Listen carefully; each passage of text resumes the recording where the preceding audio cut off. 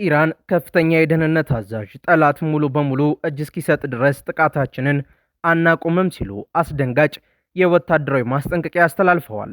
የቀይ ባህርና የሆርሙዝ ሰርጥ በውጥረት ተውጠዋል። የነዳጅ መስመሮች ስጋት ላይ ወድቀዋል። በሌላ በኩል ደግሞ ከጀርባ ታላቅ የኢኮኖሚ አብዮት እየተካሄደ ይገኛል። ኢራን፣ ሩሲያና ቻይና ተቀናጅተው የአሜሪካን ፔትሮ ዶላር የበላይነት በይፋ ሊቀብሩት እየሰሩ ነው። ሳውዲ አረቢያና ፓኪስታን የተፈራረሙት የወታደራዊ መከላከያ ውልስ በሁቲዎች ጥቃት ለምን መፈተን ጀመረ? ፓኪስታንስ ለምን እጃቸውን ሰበሰቡ? በዚህ ቪዲዮ የመካከለኛው ምስራቅን አደገኛ የወታደራዊ ፍልሚያ፣ የዶላርን የወደፊት ዕጣ ፈንታና የሚያወዛግቡ ሚስጥራዊ ስትራቴጂዎችን እንዲሁም የመጨረሻውን የጂኦፖለቲካ ቀውስ ዝርዝር ይዘንላችሁ ቀርበናል። እስከ መጨረሻው አብራችሁን ቆዩ። እናንተ ደግሞ ቪዲዮቻችን ወደ ብዙ አድማጭ ተመልካቾች ይደርስ ዘንድ ቪዲዮውን ላይክ፣ ኮመንት እና ሼር በማድረግ ጀምሩት።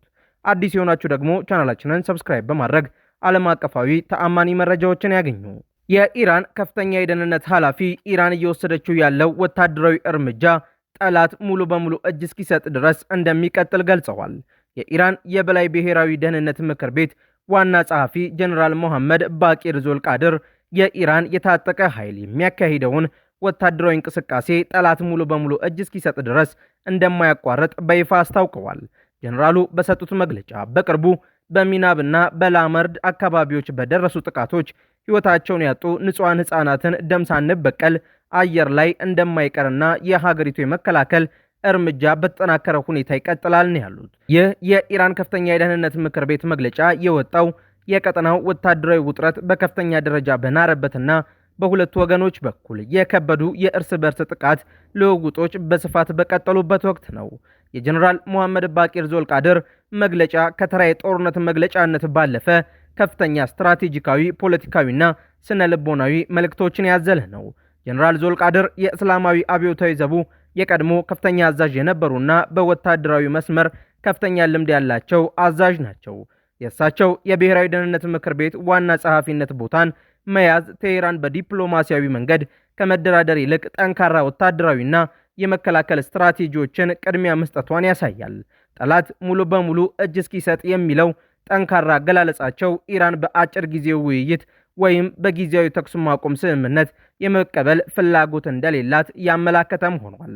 በመግለጫው ላይ የሚናብና የላመርድ ንጹሐን ሕፃናት ደም ተብሎ በግልጽ መጠቀሱ ደግሞ የራሱ የሆነ ስነ ልቦናዊ ዓላማም አለው።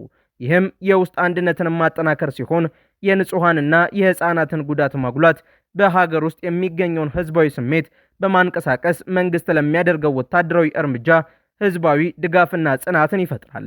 ሌላኛው ሞራልን መገንባት ሲሆን የሽንፈት ወይም የመንሸራተት ስሜት እንዳይፈጠር ወታደራዊ ጥቃቱ ህጋዊና የፍትህ የበቀል እርምጃ እንደሆነ አድርጎ ማቅረብ ነው። ንግግሩ በግልጽ የሚያሳየው ውጊያው በአጭር ጊዜ ውስጥ የማስቆም ፍላጎት አለመኖር ነው። ይህ ደግሞ በፋርስ የባህር ሰርጥ፣ በሆርሙዝ ሰርጥና በመካከለኛው ምስራቅ ያለውን የነዳጅ መስመርና የንግድ እንቅስቃሴ አደጋ ላይ የሚጥል ነው። በሁለቱም ወገኖች በኩል የከበዱ ጥቃቶች መቀጠላቸው ግጭቱ ወደ ሌሎች ጎረቤት ሀገራትና ተላላኪ ኃይሎች በስፋት የመዛመት አደጋውን ያጎላዋል። ከድጡ ወደ ማጡ የሆነው የሁለቱ ሀገራት ግጭት በፋርስ ባህረ ሰላጤ ቀጠና ላይ እንዲሁም በባህረ ሰላጤው ሀገራት መካከል ያለው ወታደራዊ ውጥረት ከፍተኛ ደረጃ ላይ መድረሱን እየወጡ ያሉ ዘገባዎች ይጠቁማሉ። እንደ ዓለም አቀፍ የዜና ምንጮች ዘገባ ኢራን በስፋት ባስወነጨፈቻቸው የባሊስቲክ ሚሳኤሎችና የድሮን ጥቃቶች በሳውዲ አረቢያ፣ ኳታርና ባህሬን በሚገኙ የአሜሪካ የጦር አየር ሰፈሮችና ወታደራዊ ይዞታዎች ላይ ጥቃቶችን ሰንዝራለች። በቀጠናው የሚገኙ የአየር መከላከያ ስርዓቶች በርካታ ሚሳኤሎችን ማክሸፋቸውን የየሀገራቱ ባለስልጣናት ቢገልጹም ጥቃቱን ተከትሎ በአካባቢው ከፍተኛ የደህንነት ስጋትን ደቅኗል። ይህ በእንዲህ እንዳለ ሳውዲ አረቢያና ፓኪስታን የተፈራረሙት የወታደራዊ መከላከያ ውል በየመኑ አንሳሩላ ሁቲ ማዕቀብና ጥቃት መፈተን መጀመሩ ተገልጿል። የየመኑ አንሳሩላ ሁቲ ንቅናቄ በቀይ ባህር በሚገኙ የሳውዲ አረቢያ ወደቦችና መርከቦች ላይ የባህር ላይ ማዕቀብ መጣሉንና ተደጋጋሚ ጥቃቶችን ማድረሱን ተከትሎ በሪያድና በኢስላማባድ መካከል የተቀመጠው ታሪካዊ የወታደራዊ ስምምነት እስካሁን በተግባር አለመተርጎሙ የብዙዎችን ትኩረት ስቧል። እንደ አውሮፓውያን አቆጣጠር በሴፕቴምበር 2025 ሳውዲ አረቢያና ፓኪስታን የተፈራረሙት የስትራቴጂክ የጋራ መከላከያ ስምምነት እንደሚያዘው ከሁለቱ ሀገራት በአንዱ ላይ የሚሰነዘር ማንኛውም ወታደራዊ ጥቃት ወይም ወረራ በሁለቱም ላይ እንደተሰነዘረ ይቆጠራል። ይሁን እንጂ በየመኑ አማጽያን በሳውዲ ንብረቶች ላይ ማዕቀብ ማወጃቸውንና የቀይ ባህር የነዳጅና የንግድ መስመሮችን ስጋት ላይ መጣላቸውን ተከትሎ ፓኪስታን እስካሁን በግንባር ቀደምትነት የወሰደችው የጎላ ወታደራዊ እርምጃ የለም። የጂኦፖለቲካው ተንታኞች እንደሚሉት ከሆነ ይህ ስምምነት በወረቀት ደረጃ የኔቶ አይነት የጋራ መከላከያ አንቀጽ 5 መርህን የጠበቀ ቢሆንም በአንሳሩላ ጥቃት ምክንያት እስካሁን ምንም አይነት የሚታይ የፓኪስታን ወታደራዊ ምላሽ አለመኖሩ የስምምነቱን ተግባራዊነትና ዘላቂነት አጠራጣሪ አድርጎታል። በሳውዲ አረቢያና በፓኪስታን መካከል የተደረገው የጋራ መከላከያ ስምምነት በወረቀት ላይ ጠንካራ መስሎ ቢታይም የኢስላማባድ ቀጥተኛ ወታደራዊ እርምጃ አለመውሰድ ከጀርባው ውስብስብ የፖለቲካ የኢኮኖሚና የጂኦፖለቲካ ምክንያቶች አሉት። አንሳሩላ በኢራን የሚደገፍ አካል ሲሆን ፓኪስታን ደግሞ ከኢራን ጋር የረጅም ርቀት የየብስ ድንበር የምትጋራ ከመሆኑም በላይ በሀገሯ ውስጥ ከፍተኛ ቁጥር ያለው የሺያ እስልምና ተከታይ ህዝብ ይገኛል። ፓኪስታን በቀጥታ ከአንሳሩላ ጋር ወታደራዊ ግጭት ውስጥ ብትገባ ከጎረቤቷ ኢራን ጋር የቀጥታ ወታደራዊና ዲፕሎማሲያዊ ግጭት ውስጥ ልትገባ ትችላለች። በሀገሯ ውስጥ የሃይማኖትና የብሔር ውጥረቶችንም ሊቀሰቀሱ ይችላሉ።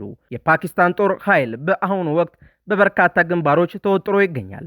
ከምስራቅ አቅጣጫ ታሪካዊ ባለጋራዋ ህንድ ጋር ያለው ውጥረት ከፍተኛ ትኩረት የሚፈልግ ሲሆን በአፍጋኒስታን ድንበር ደግሞ ከታሊባንና ከተለያዩ የሽብር ቡድኖች የሚሰነዘሩ ጥቃቶችን ለመከላከል ሰፊ ሰራዊት አሰማርታ ትገኛለች። እንዲሁም ፓኪስታን በከባድ የፋይናንስ ቀውስ ውስጥ በመሆኗ ከሀገር ውጭ የሚደረግ የረጅም ጊዜ ወታደራዊ ዘመቻን በገንዘብ የመደገፍ አቅሟ አነስተኛ ሆኗል። በስምምነቱ ላይ የተቀመጠው በአንዱ ላይ የሚሰነዘር ጥቃት በሁለቱም ላይ እንደተሰነዘረ ይቆጠራል የሚለው መርህ ሙሉ ሀገራዊ ወረራን ታሳቢ ያደረገ እንጂ በታጣቂ ቡድኖች የሚፈጸሙ የሰው አልባ አውሮፕላን ጥቃቶችን፣ ሚሳኤሎችን ወይም የባህር ላይ ማዕቀቦችን በቀጥታ ያካትታል የሚለው በሕግ ደረጃ አከራካሪ ነው። ፓኪስታን እነዚህን ጥቃቶች እንደ ቀጥተኛ የውጭ ሀገር ወረራ ሳይሆን እንደ አካባቢያዊ የደህንነት ስጋት ልታያቸው ትችላለች። ሳውዲ አረቢያ ከየመን ጦርነት ለመውጣትና ከሁቲዎች ጋር የነበራትን ግጭት በቋሚነት በሰላም ለመጨረስ ስትሰራ ቆይታለች። ሳውዲ አረቢያ ራሷ ቢቻል በቀጥታ ጦርነት ውስጥ ከመግባት ይልቅ በዲፕሎማሲና በኢኮኖሚያዊ ጫና ችግሩን ለመፍታት ስለምትፈልግ የፓኪስታን ጦር ወደ ቀይ ባህር እንዲመጣ የማድረግ ፍላጎቷ የተገደበ ሊሆን ይችላል። የሳውዲ ፓኪስታን የጋራ መከላከያ ስምምነት ከወታደራዊ የውጊያ ህብረት ይልቅ የስነ ልቦናና የዲፕሎማሲያዊ መከላከያ ዓላማን ያነገበ ነው። ፓኪስታን ለሳውዲ አረቢያ የኒውክሌርና የደህንነት ጥላ ለመሆን ብትስማማም በቀይ ባህር በሚከሰቱ የቀን ተቀን የታጣቂዎች ግጭት ውስጥ በቀጥታ መሳተፍ ለራሷ ደህንነትና ቀጠናዊ ሚዛን አደገኛ መሆኑን ስለምታውቅ በጥንቃቄ ወደ ጎን በማፈግፈግ ላይ ትገኛለች። በሌላ በኩል ኢራን፣ ሩሲያና ቻይና በዓለም አቀፍ የኃይል ንግድ የዶላር የበላይነትን ለመቀነስ ጥረታቸውን እያፋጠኑ መሆኑ ተሰምቷል። ኢራን፣ ሩሲያና ቻይና በዓለም አቀፍ የነዳጅና የኃይል ንግድ ልውውጥ ላይ የአሜሪካውን ዶላር ጥገኝነት ለመቀነስ የሚያደርጉትን የተቀናጀ ጥረት እያፋጠኑት መሆኑ ተገልጿል።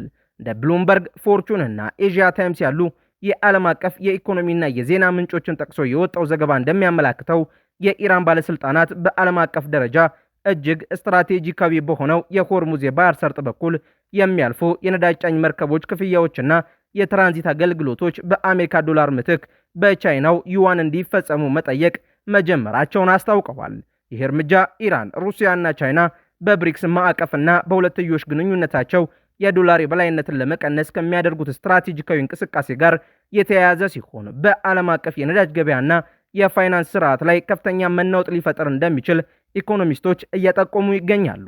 ይህ የኢራን የሩሲያና ቻይና ውሳኔ ተራ የንግድ ልውውጥ ለውጥ ብቻ ሳይሆን ከሁለተኛው የዓለም ጦርነት ወዲህ ዓለም አቀፉን የፋይናንስ ስርዓት ሲመራ የነበረውን የዶላር የበላይነትና የፔትሮ ዶላር ስርዓትን የሚፈታተን ትልቅ ጂኦፖለቲካዊ እርምጃ ነው።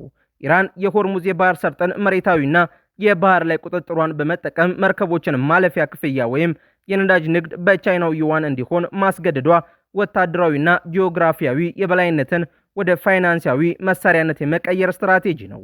እንደ አውሮፓውያን አቆጣጠር ከ1970ዎቹ ጀምሮ በአሜሪካና በገልፍ ሀገራት በተለይም በሳውዲ አረቢያ መካከል በተደረገው ስምምነት የዓለም የነዳጅ ንግድ በሙሉ በአሜሪካ ዶላር ብቻ እንዲካሄድ ተደርጎ ነበር። ይህም ለዶላር ሁልጊዜ ከፍተኛ ዓለም አቀፍ ፍላጎት እንዲኖርና የአሜሪካ ኢኮኖሚ የበላይ ሆኖ እንዲቀጥል አድርጓል። ነገር ግን አሁን እየታየ ያለው ለውጥ የማዕቀፍ መሸሸጎታቸው ከፍተኛ ነው። አሜሪካ የዶላርን የበላይነት ለማስጠበቅ የተለያዩ የዲፕሎማሲ የኢኮኖሚና የወታደራዊ እርምጃዎችን ልትወስድ ትችላለች ተብሎ ይጠበቃል። የኢራን ሩሲያና ቻይና የሆርሙዝ ሰርጥ ክፍያን በዩዋን የማድረግ አካሄድ የዶላርን የበላይነት በአንድ ጀንበር ባያጠፋውም የፔትሮ ዶላር ዘመን እየተሸረሸረ ባለብዙ ማዕከል የፋይናንስ ስርዓትን የመፍጠር ሂደትን ያፋጠነ አደገኛና ወሳኝ ምልክት ነው። ውድ የአውድ ዓለም የዩቲዩብ ቻናል ተከታታዮቻችን አዳዲስ የተሰሙ ሰበር መረጃዎቻችን እነዚህን ይመስሉ ነበር። በእነዚህ መረጃዎች ላይ ያላችሁን ሀሳብ አስተያየት በኮመንት መስጫው ላይ አስፍሩልን። አዳዲስ መረጃዎች በፍጥነት ለማግኘትም ቻናላችንን ሰብስክራይብ ማድረጋችሁንና ሌሎች እንዲዳረስ ላይክ እንዲሁም ሼር ማድረጋችሁን እንዳትረሱ። በሌላ መረጃ ዳግም እስከምንገናኝ ሰላም ቆዩን።